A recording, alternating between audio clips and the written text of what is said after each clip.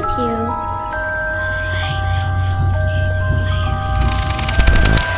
You're not afraid of the dark, are you?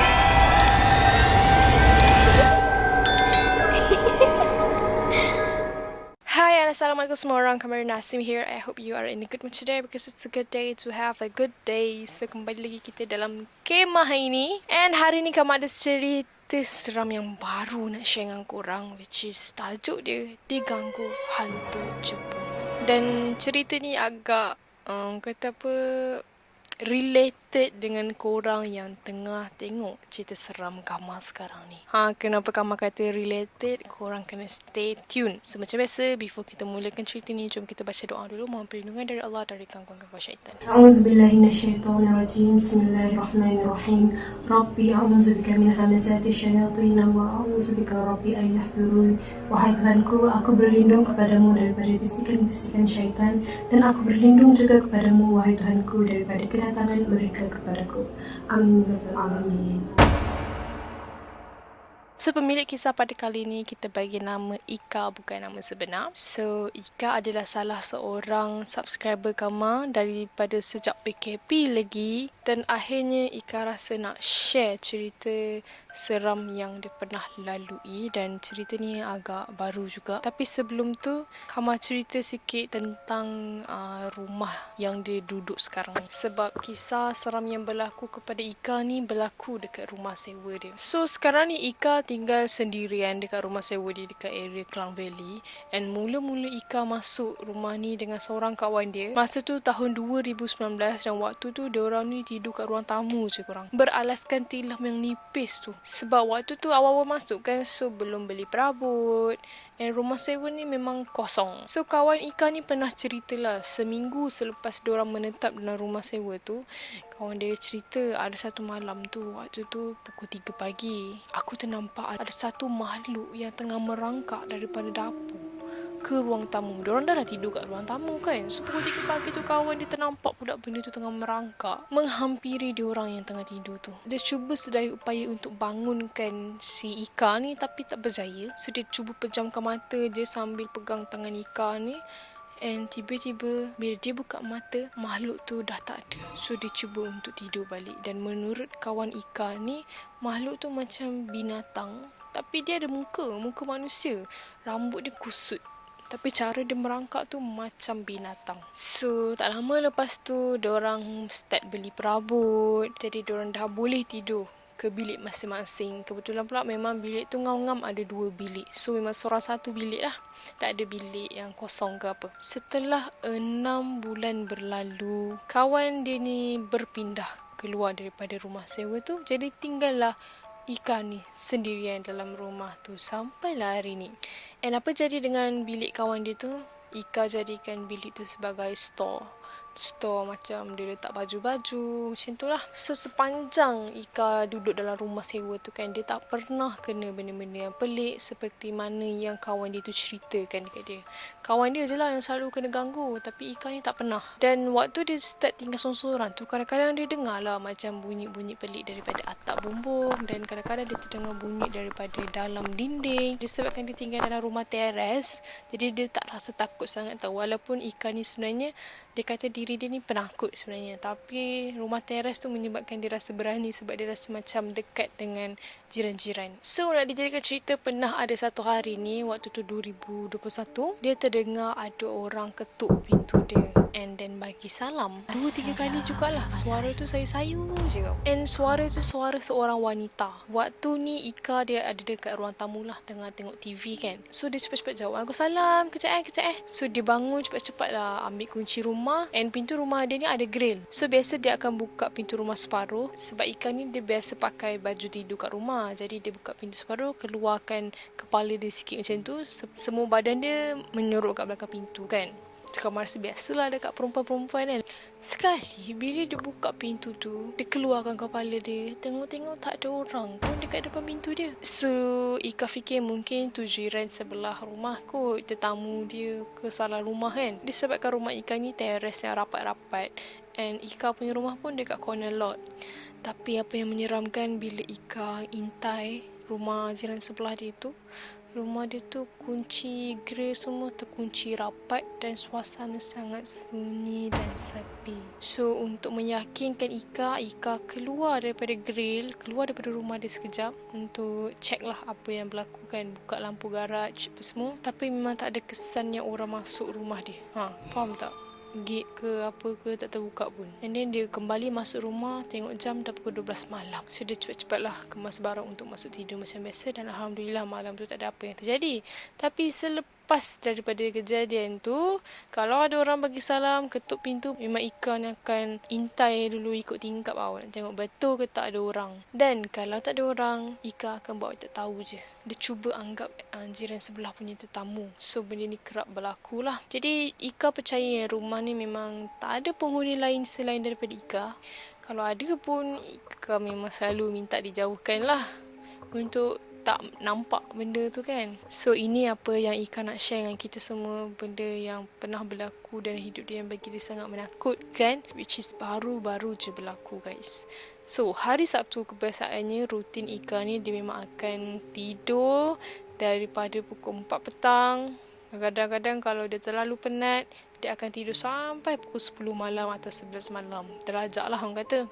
Dan benda tu berlaku pada malam tu. Dia tertidur daripada pukul 4 petang sampailah terjaga pukul 10 malam. Dia terjaga tu sebab dia nak pergi toilet. Sudah haus gila, pergilah minum air. And then dia nak sambung tidur. Tapi dah tak boleh tidur disebabkan mata tu dah tak mengantuk kan. Kita dah tidur lama waktu tu.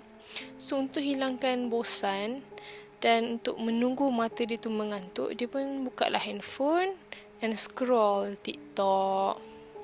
Tengah scroll video kat TikTok, tiba-tiba ada satu video ni yang lalu dekat FYP dia. Dan video ni adalah video rakaman sebenar sebuah rumah yang berhantu yang terletak dekat Jepun. Dan Ika memang sangat tertarik dengan video ni. So dia pun buka YouTube untuk cari video yang sebenar. And dia share link ni untuk kita semua tengok tau. So kita akan react kejap lagi.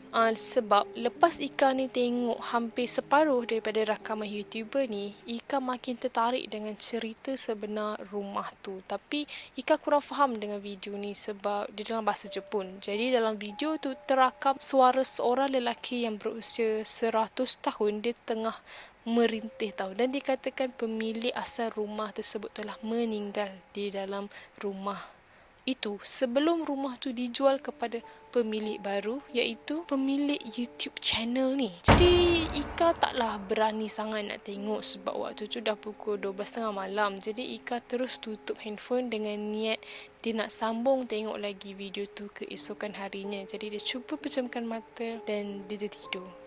Kemudian di sinilah bermulanya gangguan tu. So sebelum kita dengar gangguan apa yang Ika alami pada malam tu, kita nak react dengan video yang Ika hantar. Okay, Ika bagi link video yang dia tengok tu. Dan menurut Ika, disebabkan dia tengok video ni lah, sebelum tidur dia diganggu.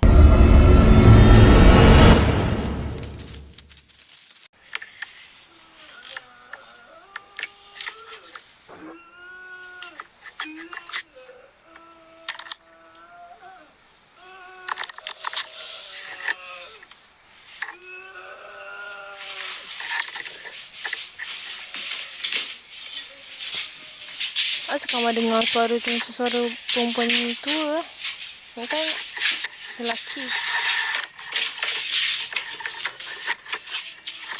Uish, minyak panas tu. Minyak pula, air panas. Mana datang suara tu, bongok? Suara tu makin kuat. Suara tu makin kuat tu. Suara tu makin kuat.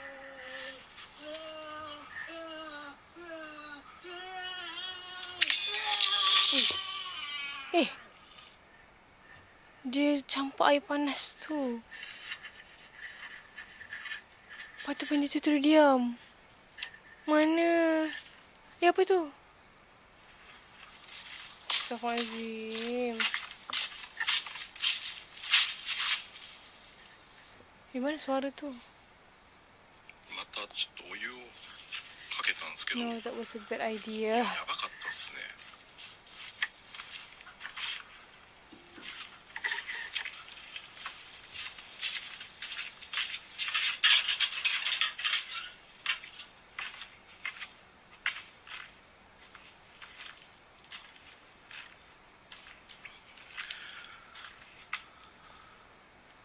Air panas, baik. 今の弾圧魔みたいな Fruit やつ tea. 超やばかったっすよね。サーモグラフィーちょっと映ってるかわかんないんですけど、起動がすげえ遅いんですよね。 Korang boleh baca yang subtitle English bawah tu. Kamu tak faham bahasa Jepun.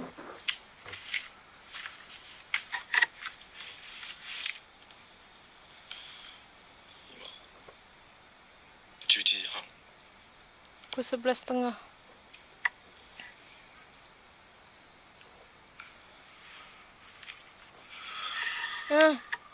Kejut aku. Allah, seram tu lah. So, owner rumah ni telah mati dalam rumah tu.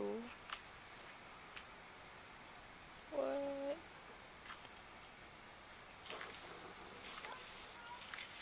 これオレンジなのは Orange 高い but からじゃないんですよね。 because they are warm.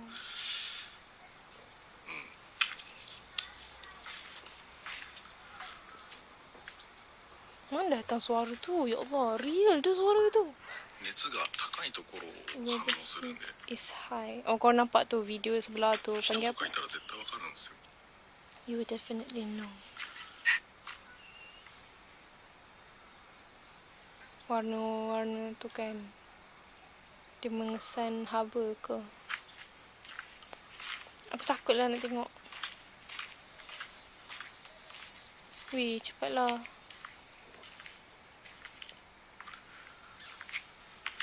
Hmm.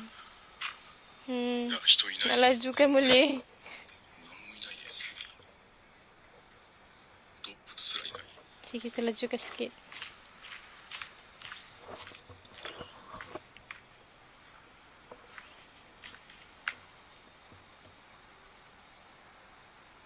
いや、今の声すげえ気持ち悪かったですね。 Mak. Sebaiklah ada jiran kat apa rumah dia ni. で、音響カメラはちょっともう高すぎて個人じゃ手に入らないんですね。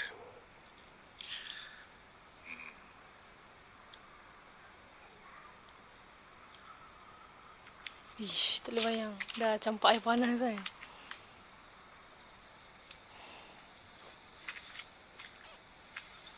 So 毎回同じような映像になって申し訳ないんですけど、声が聞こえるんですよ、外から。 You can hear your voice from the outside. 藪の中ガサゴソとか言わないんで、動物じゃないのかな。どうなんだろう。またこの道路なんですよね。 So, benda tu macam bukan daripada dalam シミ hutan. は前も話したんですけど、原付から漏れたオイルがそのまま汚れてシミになってるだけなんで、 Seolah-olah benda tu memang ada atas jalan 関係 raya. ないんですね。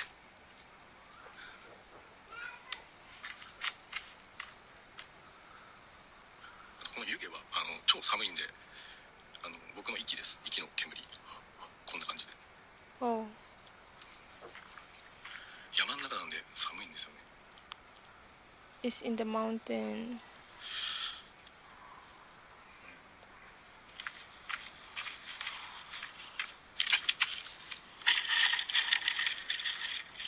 いないっすね、なんも。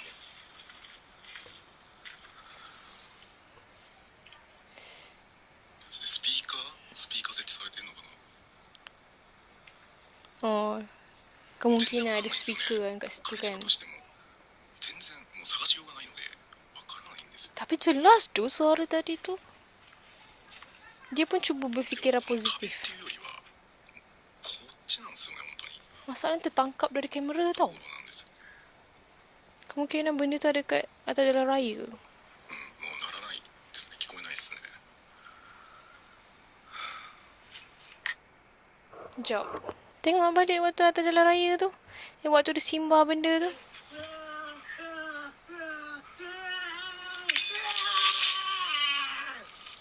Tak nampak pun apa-apa dekat kamera warna oren tu.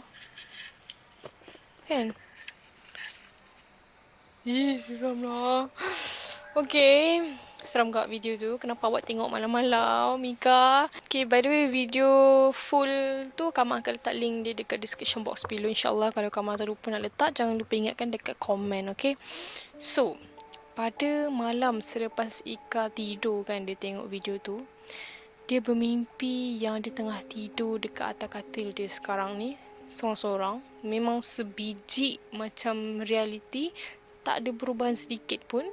Tapi ada 6 orang lain yang tengah tidur dekat bilik sebelah, bilik store tu. And 6 orang tu pula orang yang dia kenal. Memang dalam mimpi tu dia tahu 6 orang tu, tapi lepas dia bangun dari tidur, dia tak ingat. Dia memang tak ingat siapa-siapa. So waktu dalam mimpi tu, dia tengah tidur, tiba-tiba dia dikelilingi oleh beberapa ekor makhluk dekat sekeliling katil dia. Antaranya ada hantu gula-gula tu, ada juga yang berambut kusut, baju lusuh, kain kafan berlumut dengan tanah yang hitam. Tapi apa yang dia paling ingat adalah si gula-gula tu lah. Sebab benda tu dia menindih Ika ni waktu dia tengah tidur. So dia tak dapat nak bangun daripada tidur waktu tu, walaupun dia tahu dia tengah dalam mimpi tau. Dan sekaligus memang tak dapat bergerak disebabkan kena tindih kan. Jadi dia cuba baca ayat kursi. Waktu pertama kali dia baca tu, semua benda-benda makhluk tu jatuh daripada atas katil dia dan cuba untuk menghimpit Ika ni, seolah-olah Ika yang memanggil mereka. Tapi diorang ni tak rasa bahaya bagi Ika. Cuma Ika ni sangat-sangat takut lah pada waktu tu. Jadi Ika baca lagi ayat kursi hampir 10 kali lah. Ika cuba untuk bangun dan berlari ke bilik sebelah untuk tidur dengan 6 orang yang Ika kenal tu. Tapi bila habis je bacaan ayat kursi yang terakhir tu, semua benda tu hilang dan Ika terus tersedar daripada mimpi tu. Dan dia baru terlintas daripada fikiran dia yang dia sebenarnya tinggal seorang-seorang je dalam rumah ni. Mana ada orang lain kat bilik sebelah. So dia cuba tarik nafas untuk tenangkan fikiran dan dia tengok jam kat telefon dia, rupa-rupanya waktu tu dah pukul 1 pagi. Dia tak terfikir apa-apa, dia terus sambung tidur je. Tapi tak sampai 10 minit dia terlelap mata, dia terbangun. And then mata dia asyik memandang tepat ke arah kerusi meja study yang terletak dekat hujung penjuru katil sebelah kiri dia. Kerusi tu warna hitam menghadap ke meja study tu dan meja study tu pula berwarna putih menghadap ke dinding. Jadi Ika hanya dapat melihat dari belakang dan sisi kerusi tu saja. Jadi Ika pandang lama tau ke arah kerusi tu, seolah-olah macam ada something yang sedang memerhatikan dia, yang tengah duduk ke atas kerusi tu. So Ika cuba macam buat je lah, tak pedulikan benda tu. Cuba untuk pejam mata dan tak sampai 5 saat mata dia terbuka lagi dan pandangan dia betul-betul lurus ke arah kerusi tu. Ika pun tak tahu kenapa, bila dia buka mata memang direct dia pandang kerusi tu dan dia dah mula rasa tak sedar hati. Dan benda ni sebenarnya dah terjadi 2-3 kali setiap kali dia cuba untuk pejamkan mata. Akhirnya Ika cuba untuk bangun dan tenangkan diri, tapi seluruh tubuh badan dia seakan dikunci. Tak dapat bergerak sekali lagi, macam kena tindih. Dan dia baca lagi surah-surah ayat kursi berkali-kali.